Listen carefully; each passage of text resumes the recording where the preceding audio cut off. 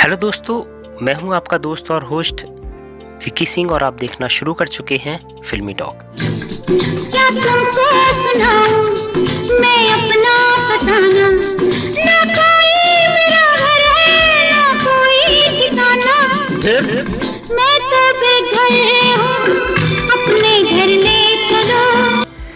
दोस्तों, आज की इस वीडियो में हम बात करेंगे अभिनेत्री परवीन बॉबी की। परवीन बॉबी सिनेमाई पर्दे पर वो सब कुछ 70 के दशक में कर रही थीं, जो अपनी चाहत, आधुनिकता और आत्मनिर्भरता के नाम पर महिलाएं आज करना चाहती हैं। जवान जाने मन हसीन दिलरुबा मिले तो दिल जवा निसार हो गया। जवान जाने मन हसीन। यकीन ना हो तो दीवार फिल्म का वो सीन याद कीजिए जिसमें अमिताभ एक बियर बार में बैठे हैं और वहाँ उनको अकेला देखकर परवीन बॉबी पहुँच जाती हैं और बिना जान पहचान के बातचीत शुरू कर देती हैं। एक हाथ में सिगरेट और दूसरे में शराब का प्याला, एकदम कॉन्फिडेंट, और स्कर्ट का डिज़ाइन ऐसा कि टांगें बाहर झांकती हुई नजर आती हैं। ये तो महज सीन है, परवीन बॉबी का पूरा करियर ऐसे ही दृश्यों से भरा पड़ा है जिसमें वो अपने दौर को बदलती दिखाई देती हैं। साथ ही एक ऐसी लड़की के किरदार में नज़र आती हैं जो आत्मनिर्भर है और शादी से पहले अपने पुरुष मित्र के साथ जिस्मानी रिश्ता बनाने में उसे कोई परहेज नहीं है। तेरी रब ने बना दी जोड़ी, तेरी रब ने बना दी जोड़ी, तेरी रब ने बना। और ये सब करते हुए भी उसका अपना क्रेज भी बना रहता है। कहीं कोई दाग नहीं लगता उसे, ना तो दाग की कोई फिक्र है और ना ही जमाने की। फिल्म दीवार की छोटी सी भूमिका में ही परवीन बॉबी ने बड़ी लकीर खींच दी। यही वजह है कि परवीन बॉबी के सक्रिय फिल्मी करियर के 3 दशक के लंबे अंतराल के बाद उनकी भूमिकाएं लोगों को याद हैं। ये बात भी महत्वपूर्ण है कि परवीन बॉबी की भूमिकाएं हीरो को ध्यान में रखकर बनी फिल्मों में नितांत छोटी हुआ करती थीं, लेकिन ये उनके चेहरे और अंदाज का वो जादू था कि छोटी भूमिकाएं भी उन्हें चर्चा में बनाए रखने के लिए काफ़ी थीं। ये आपका ये पर्स? जी नहीं, ये मेरा नहीं है। आपका नहीं है? नहीं। तो फिर ये किसका है?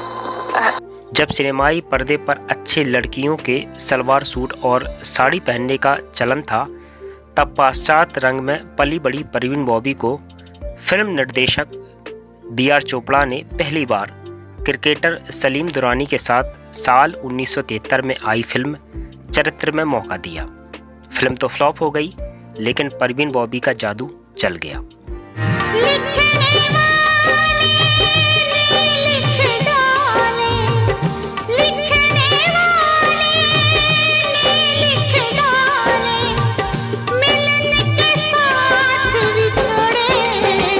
चार अप्रैल साल 1949 को सौराष्ट्र के जूनागढ़ के मिडिल क्लास मुस्लिम परिवार में जन्मी परवीन बॉबी ने अहमदाबाद के सेंट जेवियर कॉलेज से अंग्रेजी साहित्य में BA किया था और मॉडलिंग में अपना करियर तलाश रही थीं।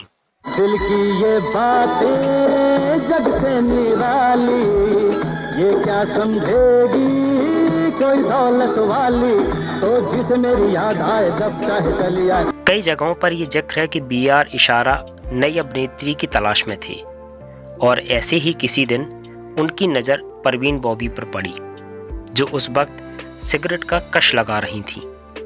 बंद लिफाफे में जैसे पैगाम लिखा होता है। और इशारा ने तय कर लिया कि यही उनकी हीरोइन है। परवीन बॉबी को पहली कामयाबी मजबूर फिल्म से मिली। कभी कभी मन धूप के कारण तरसता है, कभी कभी फिर झूम के सावन बरसता है, जिसमें अमिताभ बच्चन मुख्य भूमिका में नजर आए थे और ये फिल्म साल 1974 में नजर आई थी। यंगरी यंग मैन के साथ परवीन बॉबी ने कई सफल फिल्में की, जिनमें दीवार, अमर अकबर एंथनी, शान और कालिया जैसी फिल्में शामिल हैं। साल 1976 में परवीन बॉबी इस कदर कामयाब हो चुकी थी कि उस साल प्रतिष्ठित मैगजीन टाइम ने उन्हें कवर पेज पर छापा था।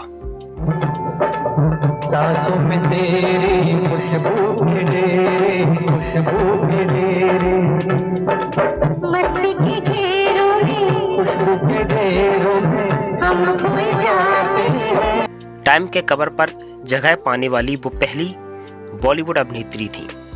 सिनेमाई पर्दे पर वो जितनी कामयाब हुई, वैसी कामयाबी उन्हें अपने निजी जिंदगी में नहीं मिली। होना क्या है, सुबह हो रही है, शाम हो रही है और जिंदगी यूं ही तमाम हो रही है। पहले पहल उनका अफेयर डैनी के साथ हुआ, लेकिन ये प्यार उनका आगे नहीं बढ़ पाया और डैनी ने फिल्म फेयर को दिए एक इंटरव्यू में बताया था कि परवीन बॉबी और उनका साथ 3 से 4 साल तक रहा। इसके बाद दोनों के रास्ते अलग हो गए। डैनी के बाद परवीन का प्यार कबीर बेदी के लिए बढ़ा। दोनों ने एक साथ साल 1976 में आई फिल्म बुलेट में काम किया था और करीब 3 साल तक दोनों एक दूसरे के प्यार में डूबे रहे। कबीर बेदी की खातिर परवीन बॉबी ने अपना चमचमाते कैरियर को भी छोड़ दिया।